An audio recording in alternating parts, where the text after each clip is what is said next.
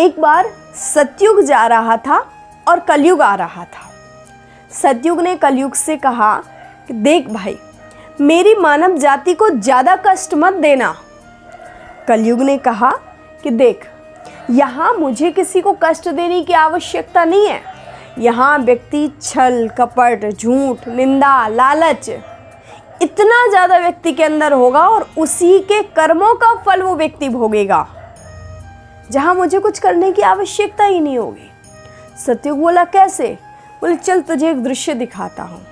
तो सतयुग कलयुग दोनों पहुँचे एक खेत पर, और वहाँ पर जैसे ही गए तो वहाँ जाकर के देखा दो भाई खेती कर रहे थे। खेती करते करते उन्होंने एक गड्ढा खोदा, और जैसे ही वो गड्ढा खोदा तो उस गड्ढे में उन्हें एक कलश मिला, जिस कलश में सोने और हीरे की कुछ मोहरें थी। सोना भी था, हीरा भी था। देख करके दोनों बौरा गए। दोनों के मन में विचार आया कि एक काम करते हैं, इसको आधा आधा हम दोनों बांट लेते हैं। जैसे ही कहा, बड़े भाई ने कहा एक काम करो, पहले भोजन कर लेते हैं, फिर इसको बांट लेंगे, मैं जाता हूँ भोजन लेने के लिए। बड़ा भाई भोजन लेने के लिए घर गया। घर पर जैसे ही पहुंचा तो उसके मन में विचार आया कि मैं इसको छोटे के साथ क्यों बांटूं। उसने भोजन लिया और उस भोजन में जहर मिला दिया। इसे खिलाऊंगा, छोटे का प्राणांत हो जाएगा।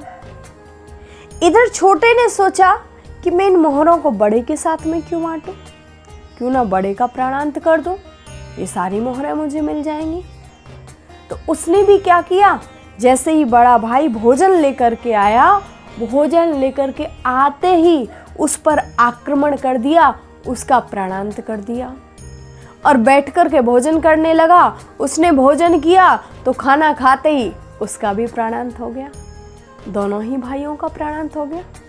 उस समय कलयुग ने कहा सतयुग से, देखा मैंने कुछ नहीं किया, सारी दौलत वहीं पड़ी हुई है, जमीन जायदाद वहीं पड़ी हुई है, शोहरत वहीं पड़ी हुई है, सोना हीरे पन्ने पुखराज सब कुछ वहीं पड़े हुए हैं, लेकिन फिर भी दोनों भाइयों को उनके लालच ने मार डाला। बस यही बात है कि हमारे मन में जो लालच है, ये लालच एक ऐसी चीज़ है जहाँ व्यक्ति को न अपना दिखाई देता है, न पराया दिखाई देता है, और यही कलयुग का प्रभाव है।